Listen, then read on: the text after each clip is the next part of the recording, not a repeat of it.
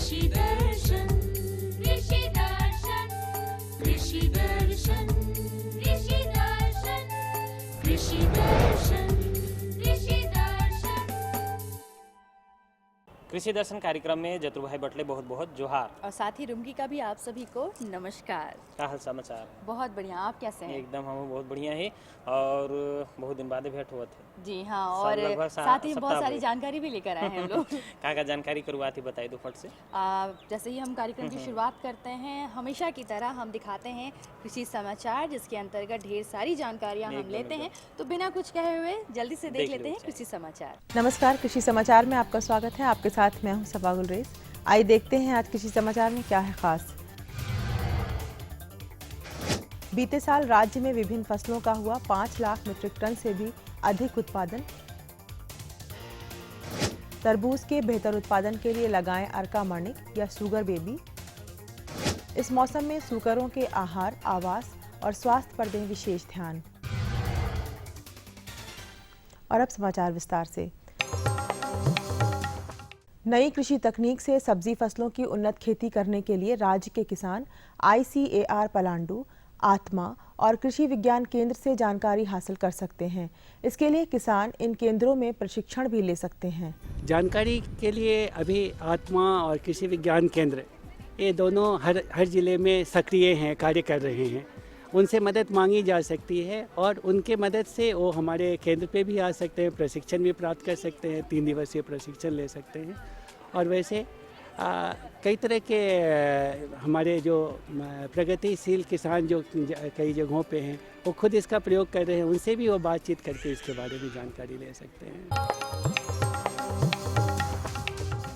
बीते साल राज्य में विभिन्न फसलों का 5 लाख मीट्रिक टन से भी अधिक उत्पादन हुआ है। सांख्यिकी विभाग द्वारा जारी आंकड़ों के अनुसार सबसे अधिक धान का तथा सबसे कम राई एवं सरसों का उत्पादन हुआ। विभिन्न फसलों के उत्पादन का आंकड़ा इस प्रकार है: मक्का 88,000 मीट्रिक टन, गेहूं 71,000 मीट्रिक टन, मंडुआ 20,000 मीट्रिक टन, चना 12,000 मीट्रिक टन, अरहर 29,000 मीट्रिक टन, आलू 3 लाख मीट्रिक टन, प्याज 20,000 मीट्रिक टन, बैगन 55,000 मीट्रिक टन और टमाटर का 66,000 मीट्रिक टन उत्पादन हुआ। पशुपालक भाई ठंड के मौसम में अपने वयस्क सूकरों के देखभाल पर विशेष ध्यान दें। आहार में उन्हें मकई का दर्रा बढ़ा दें। साथ ही आवास में फर्श पर पुआल या भूसा बिछा दें और उन्हें चर्म रोग से बचाने के लिए FMD का टीका दिलवा दें। ठंड का मौसम का यदि अचानक प्रकोप हो जाता है तो इसमें सूकरों में जो है ये सूकर जो है ठंड से ग्रसित हो जाते हैं। तो इससे बचने के लिए आप इमीडिएट जो है आवास का परिवर्तन कर सकते हैं। आवास में जो भी है आप खिड़की दरवाजे हैं उसको बंद रखें। बाहरी वातावरण से उसका जो कांटेक्ट होता है, बाहरी हवा को अंदर प्रवेश ना होने दें। उसके अलावा अगर संभव हो तो बल्ब जला कर रखें जिससे कि कमरे का वातावरण कुछ गर्म हो सकता है। और हीटर की भी व्यवस्था अगर हो सकता है तो उसका कर सकते हैं। उसके अलावा जो है कि छत में अगर आपका एस्बेस्टस या टीना वगैरह का छत है तो उसको गहरे रंग से आप रंग दें, काले रंग से रंग दें, जिससे कि है कि अंदर का वातावरण गर्म हो सकता है। तो इस तरह से आप बदलाव करके आप जो है आवास का बदलाव करके जो है इससे ठंड के प्रकोप से बचा जा सकता है। राज्य के किसान लत्तेदार फसल तरबूज की खेती से अच्छी आमदनी प्राप्त कर सकते हैं। जो किसान अपने खेतों में तरबूज लगाना चाहते हैं वो इस फसल से अच्छी उपज प्राप्त करने के लिए अर्का माणिक या सुगर बेबी नामक उन्नत प्रभेद लगाएं। झारखंड में अन्य राज्यों की अपेक्षा तरबूज की खेती बहुत कम होती है। मौसम आने पर उड़ीसा, पश्चिम बंगाल, बिहार और उत्तर प्रदेश सहित दूसरे राज्यों से तरबूज मंगवाना पड़ता है। अपने राज्य में तरबूज की मांग को देखते हुए किसान इस फसल की खेती से अच्छा लाभ कमा सकते हैं। तरबूज के बेहतर उत्पादन के लिए उन्नत किस्मों के चयन के संबंध में कृषि विशेषज्ञ बताते हैं। किसान भाइयों, अपने प्रदेश में आप तरबूज की खेती जरूर शुरू करें, क्योंकि अभी हमारे प्रदेश में तरबूज उड़ीसा से और पूर्वी उत्तर प्रदेश या बिहार से ही आ रहा है। लेकिन अगर यहाँ भी आप करेंगे, जिसके लिए अर्का माणिक किस्म बहुत ही मीठी और उन्नतशील किस्म है, इसका बीज भी हमारे केंद्र पे उपलब्ध है। इसके अलावा अगर अर्का माणिक का बीज आपको नहीं मिल पा रहा हमारे केंद्र से या ख़त्म हो जाएगा तो आपको सुगर बेबी किस्म का भी खेती कर सकते हैं, जो इसका बीज बाज़ार में उपलब्ध है। लेकिन अर्का माणिक का बीज हमारे केंद्र पे है। किसान भाई ले जाइए और तरबूज की खेती करके अच्छा मुनाफा कमाइए। किसान भाई कृषि उपकरण डच हो की मदद से खेतों में नाली खोदने, मेड़ बनाने और फसलों की निकाई गुड़ाई करने का काम कर सकते हैं। इसकी कार्यक्षमता 12 से 15 डेसिबल प्रतिदिन है। और अब एक नज़र राज्य के 5 प्रमुख शहरों के मौसम के मिजाज पर।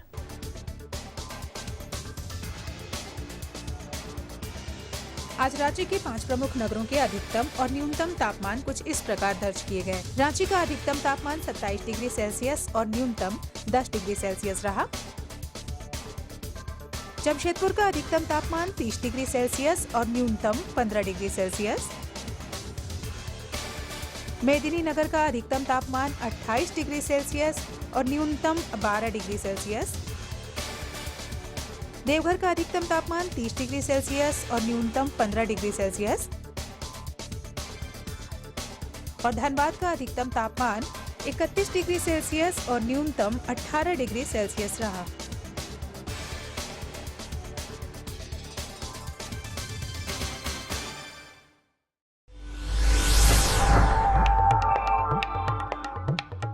और अब मंडी भाव में आई नजर डालते हैं अनाजों के भाव पर। आज कृषि उत्पाद बाजार समिति पंडरा रांची में विभिन्न खाद्यान्नों के थोक भाव कुछ इस प्रकार दर्ज किए गए। चावल मोटा 1900 रुपये से 2000 रुपये, चावल मध्यम 2400 रुपये से 2500 रुपये, चावल उत्तम 3400 रुपये से 3800 रुपये, गेहूं 1700 रुपये से 1800 रुपये, चना 3400 रुपये से 3500 रुपये, दाल अरहर 5500 रुपये से 6400 रुपये, दाल मसूर 4500 रुपये से 5250 रुपये, दाल चना 3800 रुपये से 4000 रुपये, सरसों तेल 8800 रुपये से 9200 रुपये, चीनी 3000 रुपये से 3050 रुपये, आलू 700 रुपये से 800 रुपये और प्याज 950 रुपये से 1050 रुपये प्रति क्विंटल रहा। कृषि समाचार में आज इतना ही। अगले दिन अगले अंक में फिर मुलाकात होगी कुछ ताज़ा खबरों के साथ। तब तक के लिए दीजिए इजाजत। नमस्कार, जोहार। एखन देखते रही कृषि समाचार और कृषि समाचार के तहत बहुत नवा विधि और तकनीक के बारे में हमरे जान ली और बाजार भाव के जान ली, संगे मौसम का मिजाज जाना। अब कार्यक्रम के जारी रखब, लेकिन उकर से पहले एक छोटा सा विराम कहूँ मिर्जा। अब देखते रहो कार्यक्रम के। ये लो और बताओ। बस। अरे ये क्या भैया जी, बस इतनी सी रासायनिक खाद? किसानी छोड़ रहे हो क्या? किसानी नहीं, नादानी छोड़ रहे हैं। मिट्टी की जांच कराई है। अब तो लालाजी जितनी जरूरत है उतने ही उर्वरक खेत में डालेंगे। हाँ, किसान भाई आज ही अपने जिले की नजदीकी भूमि परीक्षण प्रयोगशाला में मिट्टी की जांच जरूर करवाएं और मिट्टी में पोषक तत्व, नमी व पौधे के विकास को देखते हुए केवल जरूरत के अनुसार ही पोषक तत्व डालें। और हाँ, मिट्टी में गंधक, जस्ता, बोरोन जैसे सूक्ष्म पोषक तत्वों का पता लगाना भी न भूलें। उर्वरक और जैविक खाद के सही उपयोग से भूमि का उपजाऊपन बनाए रखें, उत्पादकता बढ़ाएं, खर्चा घटाएं और बहुमूल्य विदेशी मुद्रा बचाने में भी सहयोग दें। और हाँ, धीमी गति से नाइट्रोजन उपलब्ध कराने वाले उर्वरकों जैसे नीम लेपित यूरिया को प्राथमिकता दें और यूरिया का पत्तों पर छिड़काव करें। अरे वाह, तू तो सचमुच समझदार हो गया रे। अधिक जानकारी के लिए संपर्क करें जिला कृषि अधिकारी या किसान कॉल सेंटर।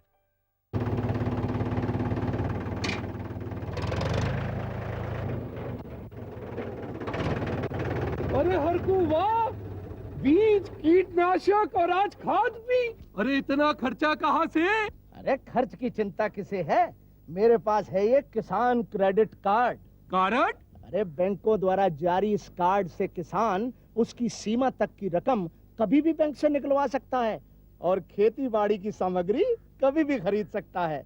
कर्ज के झंझट से भी छुटकारा और तो और बिजली के बिलों का भुगतान, डीजल इससे खरीदना और आसान हो गया है। तो हर को भैया एक कार्ड मेरे लिए भी। किसान क्रेडिट कार्ड के लिए नजदीकी बैंक से संपर्क करें और पाएं ढेर सारे लाभ। खुशबू की फुहार में, स्वाद की बहार में, तरक्की की तानों में, खिलती मुस्कानों में, हरे भरे पौधों में, बड़े बड़े सौदों में, मधुर भिनभिनाहट में, खुशियों की आहट में।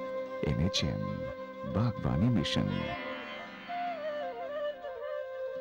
हमारी चाहत, आपकी मुस्कुराहट। एक बार फिर से आप सभी का बहुत बहुत स्वागत है कृषि दर्शन में।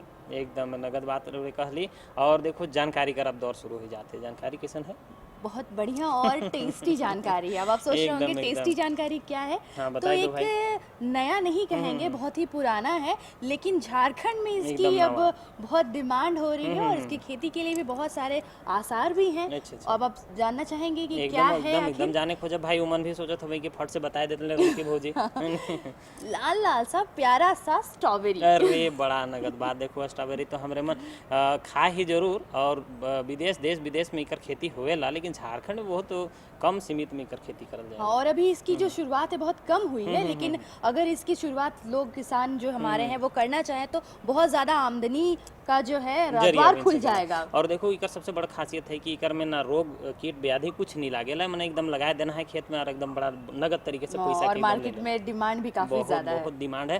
तो हमरा उनके बगरा चर्चा नहीं करके हमरे मन के कार्यक्रम देख लेके चाहिए कि भाई कैसे इसका खेती करबे, और जानकारी हमरे मन के देवत है डॉक्टर विकास दास। एकदम आओ तब जानकारी फट। अभी हैं हम पलांडू रिसर्च सेंटर में, और अभी आपसे चर्चा करेंगे झारखंड में स्ट्रॉबेरी की वैज्ञानिक खेती के बारे में, जिसकी अधिक जानकारी देने के लिए हमारे साथ है डॉक्टर विकास दास सर। डॉक्टर साहब, हमारे किसान भाइयों को बताइए कि क्या झारखंड में स्ट्रॉबेरी की खेती की संभावना है? ऐसा है, स्ट्रॉबेरी सच पहले तो झारखंड में नहीं होता था, अभी भी झारखंड में इसका व्यावसायिक रूप से खेती शुरू नहीं हुई है। कुछ कुछ जगह में किसान लोग इसका खेती अपने परीक्षण के हिसाब से किए हैं और उनको अच्छा सफलता मिला है। स्ट्रॉबेरी एक ऐसा फल है जो एक बहुत ही फ़ायदेमंद क्रॉप है, जो जिसका खेती जो उत्तर भारत के राज्यों हैं जैसे हरियाणा हुआ, पंजाब हुआ, हिमाचल हुआ, जम्मू कश्मीर हुआ, इन जगहों में इसका खेती किसान लोग बहुत लोग करते हैं और इससे बहुत फ़ायदा उठाते हैं। और यहाँ पे पलांडू स्थित हमारे केंद्र में जब इसका परीक्षण किया गया और देखा गया कि यहाँ पे इसका सफल रूप से खेती हो सकता है। स्ट्रॉबेरी जो झारखंड के जो पठारी इलाका है, जो ऊंचे इलाके जैसे रांची, गुमला, हजारीबाग, खूंटी, ये सब जिला में इसका खेती अच्छी तरह से हो पाएगा, जहाँ पे जाड़े में टेम्परेचर थोड़ा लो रहता है। और जो नेतरहाट इलाका है, जो पाट एरिया है लातेहार जिला का, वहाँ पे भी इसका खेती और भी अच्छी तरह से हो पाएगा। तो इन जिलों में स्ट्रॉबेरी का खेती का ज़्यादा स्कोप है प्रसार करने का। तो हमारे किसान भाई कैसे स्ट्रॉबेरी की खेती करेंगे डॉक्टर साहब? स्ट्रॉबेरी का खेती जो है इसमें थोड़ा मतलब क्रिटिकल होता है, थोड़ा हम लोगों को बहुत प्रिसीशन से खेती करना पड़ता है। सबसे इम्पोर्टेंट होता है सही वैरायटी का पौधा लगाना। यहाँ पे जो प्लांटों में हम लोग परीक्षण करके देखे हैं कि यहाँ पे डगलास नामक एक किस्म है जिसका यहाँ पे फलत बहुत अच्छा हो पाता है। प्रति पौधा कम से कम 400 से 500 ग्राम फल आ जाता है और एक एक फल लगभग 12 से 20 ग्राम तक होता है, जो मार्केट में अच्छा प्राइस फेच कर सकता है और इसमें मिठास भी ठीक आता है बाकी वैरायटी से। तो इसलिए जो भी किसान स्ट्रॉबेरी लगाना चाहेंगे हम उनको ज़रूर निवेदन करेंगे कि कोशिश करें कि डगलास नामक जो किस्म है उसका पौधा वो लोग लगाएं। या तो वो लोग को कुछ पौधा प्लांडू से मिल सकता है या कुछ पौधा जो बाहर से भी दूसरे जगह से बहुत सारे अभी सप्लायर से जो पौधा सप्लाई करते हैं। दूसरी बात है, स्ट्रॉबेरी लगाने के लिए हम लोग को बिछड़ा कलेक्ट करना पड़ता है, जिसको हम लोग रनर बोलते हैं। रनर जो पुराने पौधे से नया पौधा निकलता है उसको रनर बोलते हैं। एक एक पौधे से लगभग 10 रनर के आसपास निकलते हैं और उन रनर को लेके हम लोग को पौधा लगाना चाहिए। स्ट्रॉबेरी खेती करने के लिए आपका ज़मीन जो है वहाँ पे पानी जमना नहीं चाहिए, ये सबसे इम्पोर्टेंट चीज़ है। वो पानी का वाटर स्टैग्नेशन से पौधा मरने का चांसेस होता है। और जहाँ आप स्ट्रॉबेरी लगाएंगे ज़रूर इसमें ध्यान रखें कि पहले वहाँ पे टमाटर या बैंगन का खेती नहीं हुआ हो। अगर वो खेती होता है तो उसमें कुछ बीमारी आने का चांसेस रहता है। स्ट्रॉबेरी का पौधा लगाने का सही समय होता है सितंबर और ज़्यादा से ज़्यादा अक्टूबर के महीने। उसके बाद स्ट्रॉबेरी पौधा लगाने से उसमें बढ़ोतरी बहुत ज़्यादा नहीं हो पाता है। तो जिन किसान भाई के पास ज़मीन है और स्ट्रॉबेरी लगाना चाहते हैं तो ज़्यादा से ज़्यादा अक्टूबर के महीने तक उसका पौधा ज़मीन में लगा दें। स्ट्रॉबेरी को हम लोग जनरली एक बेड पे लगाते हैं। जो बेड का जनरली जो चौड़ाई होता है लगभग 90 सेंटीमीटर की चौड़ाई होता है और बेड टू बेड जो चौड़ा गैप होता है वो 45 सेंटीमीटर का होता है। और बेड में हम लोग 2 रो में, यहाँ पे जैसे आप लोग देख पा रहे हैं, वहाँ पे हम लोग 2 धाड़ी में हम लोग पौधे को लगाते हैं ट्रायंगुलर सिस्टम में। पौधे से पौधा का दूरी होता है इसमें 45 सेंटीमीटर और पंक्ति से पंक्ति दूरी होता है 45 सेंटीमीटर। इस हिसाब से हम लोग पौधा का लगाते हैं। स्ट्रॉबेरी का खेती अगर हम लोग मल्चिंग में करते हैं, यानी जो देख रहे हैं पॉलीथीन बिछा के उसमें अगर हम लोग खेती करते हैं तो इसमें ज़्यादा फायदा मिलता है, क्योंकि स्ट्रॉबेरी का फल जो होता है वो थोड़ा नरम होता है और अगर ये मिट्टी में डायरेक्टली टच करता है तो बहुत जल्दी सड़ जाता है। तो इसलिए हम कोशिश करें कि फल हमारा मिट्टी के कांटेक्ट में ना आए। तो अगर हम मल्चिंग के द्वारा करते हैं तो हमारा फल ज़्यादा सुरक्षित रहेगा और उसमें पानी का भी खपत कम होता है और इसमें पौधा का बढ़ोतरी भी जल्दी होता है। तो इन विषयों पर अगर हम लोग ध्यान देते हैं तो पौधा हमारा अच्छी तरह से लग जाता है और 1 एकड़ में लगभग मतलब 1 स्क्वायर मीटर में लगभग 8 पौधा लगता है। तो उस हिसाब से 1 एकड़ में लगभग 30,000 पौधा स्ट्रॉबेरी का लग जाता है। आपने कुछ सावधानियां बताई इस बीच, और हमारे किसान भाई को ऐसी कोई सावधानियां हैं जिनका उन्हें मुख्य रूप से ध्यान देना पड़ता है? हाँ, स्ट्रॉबेरी एक बहुत ही ससेप्टेबल क्रॉप है। इसमें कुछ बीमारियां भी आते हैं। सबसे पहले जैसे मैं बताया कि इसमें जहाँ पे टमाटर या बैंगन लगा है उस ज़मीन में इसका खेती इमीडिएटली ना करें। दूसरे इसमें एक प्रॉब्लम होता है जिसको हम लोग फाइटोप्थोरा विल्ट बोलते हैं। पौधा सूख जाता है, जैसे गर्मी थोड़ा बढ़ जाएगा तो पौधा सूख जाएगा। तो जो किसान भाई जो रांची के आसपास की जगह में जो लोग खेती करना चाहते हैं वो लोग ध्यान दें कि पौधा जैसे इसमें फल जनवरी महीने के बाद फल आना शुरू होता है और अप्रैल तक फल रहता है। और अप्रैल के बाद जब गर्मी बढ़ता है तो एक शेड नेट का वो लोग छत लगा दे ताकि पौधे के ऊपर कम डायरेक्ट सनलाइट ना आए, क्योंकि ज़्यादा गर्मी होने से पौधे का जलने का चांसेस रहता है। लेकिन जो लोग पार्ट एरिया में खेती करना चाहते हैं वहाँ पे उसका दिक्कत नहीं है, वो लोग बिना शेडिंग का वो लोग आराम से खेती कर सकते हैं। और दूसरा, इसमें जब भी हम लोग बेड बनाएं तो उसमें जितना ज़्यादा संभव गोबर की खाद डालें। वो गोबर का खाद जितना ज़्यादा रहेगा उसमें उसका ग्रोथ अच्छा होता है। और उस गोबर का खाद को हमेशा ट्राइकोडर्मा से चयनित करके डालना चाहिए। ट्राइकोडर्मा से गोबर का खाद चयनित करने के लिए हमको 1 किलो ट्राइकोडर्मा मार्केट में आराम से मिल जाता है। अलग अलग नाम से बायो संजीवनी अलग अलग नाम से मिलता है। 1 किलो ट्राइकोडर्मा पाउडर को हम लोग को 300 किलो गोबर की खाद में मिला के ज़्यादा से ज़्यादा 10 दिन तक रखना पड़ता है और उसके बाद उसको लगा देते हैं। तब आपका पौधा में ग्रोथ बेटर होगा और जो विल्टिंग का चांसेस जो बीमारी का बात कर रहा हूँ वो नहीं होता है। तो इन सावधानियों को हम लोग को बरतनी चाहिए। और जैसा कि हमारे किसान भाई जो स्ट्रॉबेरी लगाए हैं वो अपनी खेती से किस प्रकार लाभ कमा सकते हैं? ये स्ट्रॉबेरी एक बहुत ही फ़ायदेमंद क्रॉप है, लेकिन इसमें लागत भी ज़्यादा लगता है। लगभग 1 एकड़ में अगर हम लोग स्ट्रॉबेरी का पौधा लगाना चाहते हैं तो प्लांटिंग मटेरियल का कॉस्ट कम से कम इसमें 1.5 लाख रुपया आ जाता है। इसके अलावा जो मल्चिंग बिछाते हैं और बाकी का खर्चा लगा के लगभग हमारा 2.5 लाख रुपया का खर्चा पहला वर्ष में स्ट्रॉबेरी लगाने में लग जाता है। लेकिन इसमें क्योंकि हमारा प्रति पौधा कम से कम 400 से 500 ग्राम फल आता है तो लगभग इसमें हम लोग 8 से 10 लाख रुपया प्रति साल इसमें इनकम आ सकता है केवल फल बेचने के। लेकिन अगर फल से हमको ज़्यादा पैसा निकालना है तो हमको थोड़ा सा फल को अच्छी तरह से तुड़ाई करना ज़रूरत पड़ता है और फल को अच्छा जो एक पुनेट्स मिलता है, डब्बा स्पेशलाइज डब्बा मिलता है जिसमें स्ट्रॉबेरी का फलों को रखा जाता है ताकि इसका जो पोस्ट हार्वेस्ट लाइफ है ज़्यादा दिन तक रह पाए। अगर इसमें थोड़ा सा हम लोग मेहनत करते हैं तो उससे ज़्यादा से ज़्यादा हम लोग फ़ायदा ले सकते हैं। तो किसान भाइयों, अगर आप छोटी छोटी बातों पर ध्यान देंगे तो आप स्ट्रॉबेरी की खेती से अधिक लाभ कमा सकते हैं। हमारे डॉक्टर साहब ने आपको इतनी अच्छी जानकारी दी, इसके लिए आपका बहुत बहुत धन्यवाद। धन्यवाद। हाँ, आप तो जान गेली एकदम इकर खेती करे के लिए और अब तो हम अपन खेत में लगा भी के। हाँ, और मुझे जरूर खिलाइएगा। एकदम जरूर खिया रोड के बहुत लाल लाल रोड कहत रही का तारीफ जे कर देनी तब हमके लागल कि अभी के खेत में लगाइए। लेकिन देखने में कितना प्यारा लगता है जब गाछ में रहता है तब। अब भाई दूसर जानकारी तो बता दो। चलिए, इस जानकारी के बाद जो हमारी दूसरी वाली जानकारी वो ये है कि बकरियों में जिस तरह से मौसम बदलने से हमें ठंड और गर्मी लगती है, उसी तरह ठंड के मौसम में बकरियों में भी अंदर और बाहर, यानी अंदर और बाहर एक नहीं बहुत तरह के रोग लग जाते हैं। तो उनके रोगों से कैसे निपटारा किया जाए, कैसे उन्हें रोगों से बचाया जाए, ये जानकारी आज हम आपको दिलाने वाले हैं। चलो भाई, हमारे मन जानकारी के लिए डॉक्टर साहब हैं, डॉक्टर प्रवीण कुमार जी, इनका से हम रखल बातचीत के। किसान भाइयों, जैसा कि हम जानते हैं कि जाड़े का मौसम चल रहा है और इन जाड़े के मौसम में हमें ज़रूरी है कि हम अपने पशुओं की उचित देखभाल करें, खासकर वैसे पशुओं की जो पालते हैं। खासकर वैसे तो किसान भाई कुकरों को भी पालते हैं, मुर्गियों को भी पालते हैं और बकरियों को भी पालते हैं, मगर आज का हमारा कार्यक्रम बकरियों पालन के ऊपर भी है।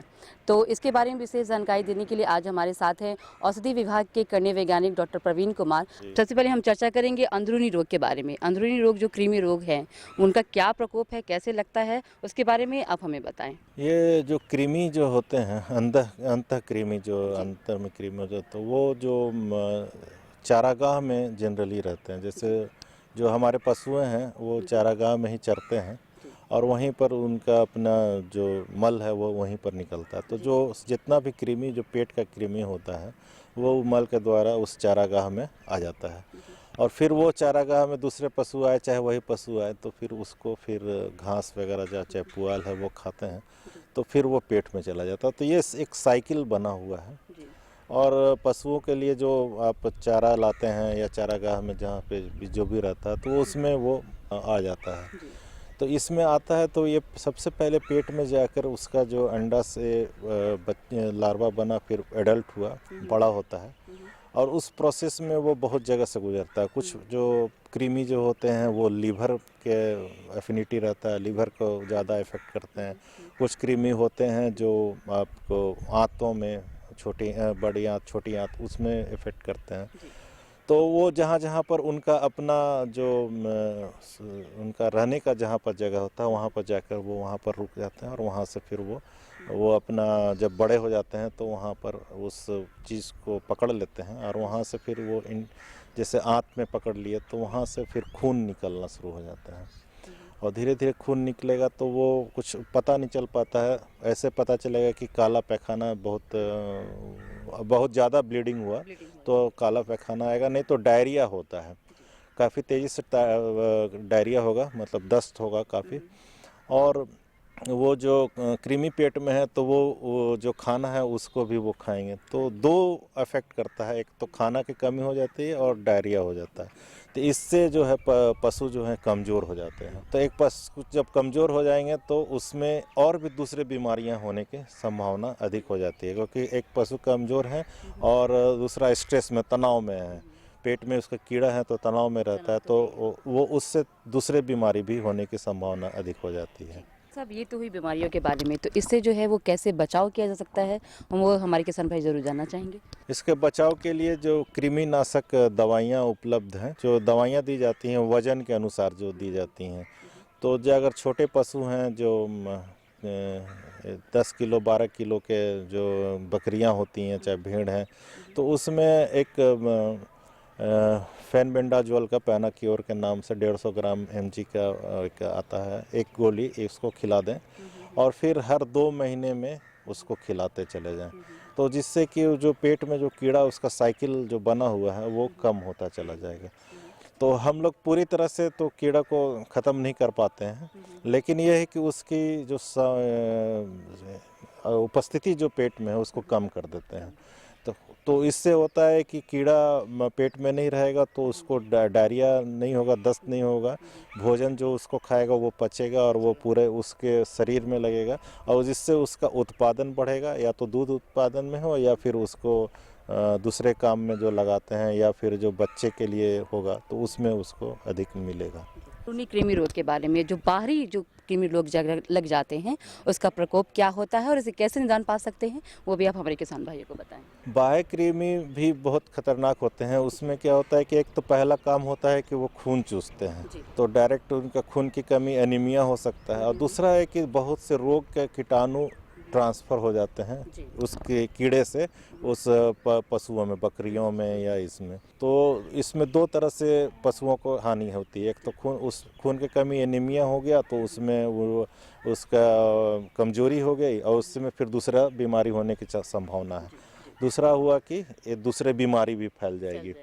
तो इसके लिए जो है उस पशुपालकों को हर 2 महीने से 3 महीने में एक ब्यूटॉक्स करके दवा आती है, ब्यूटॉक्स दवा आती है, उसको 1 ml 1 लीटर पानी में, और ज़्यादा अगर चमोकन वगैरह कीड़े ज़्यादा हैं तो 2 ml 1 लीटर पानी में मिलाकर, और पशुओं को जैसे कि अभी जो दोपहरी जब होता है 12-1 बजे, उस समय इसका उसको लगाना होता है। तो उसको लगाने से पहले पशुओं को अच्छी तरह से स्नान करा दें, उसके बाद उसको पानी पिला दें, पानी पूरा पी लेना चाहिए, और उसके बाद मुंह में उसकी जाली लगा दें, और उसके बाद उसको वो दवा को कपड़े या कॉटन से, रुई से भिंगाकर, जो आपने घोल बनाया है उसको भिंगाकर उसको पूरे शरीर में लगाएं। और वो जो लगाने का तरीका होता है वो रोए के अगेंस्ट में लगाएं, जो रोआ है उसके साथ में नहीं, नीचे से ऊपर की ओर चलेंगे तो उसमें अंदर की तरफ चल जाएगा। और फिर जो गर्दन के पास जो फोल्ड रहता है पैर के पास जो फोल्ड रहता है, चारों पैर के पास जो स्किन मुड़ा हुआ रहता है, उसमें अंदर में घुसाकर अच्छी तरह से लगा देंगे तो वहीं पर कीड़े रहते हैं, तो वहाँ पर अच्छी तरह से लगा देंगे और उसके आधा घंटा वो छोड़ देंगे और आधा घंटे के बाद फिर साफ पानी से धो देंगे तो सारे कीड़े मर जाएंगे। और उसके साथ साथ जहाँ पर वो रहते हैं, जहाँ पर रह रहे हैं, रखे हुए हैं, हाँ, उस घर को भी उसी पानी से पूरे छिड़काव कर दें। जितने दरारें हैं, छत हैं, सब में छिड़काव कर देंगे तो जो वहाँ पर उनके पशुओं के शरीर से जो कीड़े हैं वही दरारों में और उस छत में और ये सब में फर्श में रह जाते हैं तो वो भी मर जाएंगे। तो किसान भाइयों, आपने देखा कि हमारे विशेषज्ञ ने कितनी अच्छी जानकारी दी। उन्होंने बताया कि अगर बकरियों में इस तरह के रोग अगर लग जाते हैं तो उनकी कैसे देखभाल करनी चाहिए, खासकर कृमि रोग अंदरूनी और बाहरी। तो डॉक्टर साहब, आप हमारे इस कार्यक्रम में इतनी अच्छी जानकारी दी, इसके लिए आपको बहुत बहुत धन्यवाद। नमस्कार। हाँ, आशा करेला कार्यक्रम रोमन के बड़ा बेस लाइक होगी और स्ट्रॉबेरी का खेती कर संगे संगे रोमन जे बकरी छगरी मन में जे लागे वाला रोग है, मतलब बाहरी और भीतरी जे कृमि है, सिकर प्रकोप से रोमन अपन बकरी का बचाव कर सकीला। और साथ ही साथ इनका बचाव करने के साथ साथ एक और काम बनता है कि हम अब जल्दी से हमारा पता भी लिख लीजिए। तो कागज और कलम के रोमन रेडी रखो, तैयार रखो। बता देते हैं कार्यक्रम का पता। हमारा पता है कार्यक्रम कृषि दर्शन, कृषि प्रकोष्ठ द्वारा केंद्र निदेशक, दूरदर्शन केंद्र, रातू रोड, रांची। पिन संख्या 834001। जरूर लिख भेजो हमरा मन के कार्यक्रम में कार और बदलाव देखे खोजिला और कैसन लागला कार्यक्रम मन के देख के। तो आज की तरह हम फिर से अपना कार्यक्रम लेकर आएंगे, लेकिन उसमें होगी कुछ नई जानकारियाँ। तब तक ले हमें दुइयों की विदा दो। जी हाँ। तब जोहार।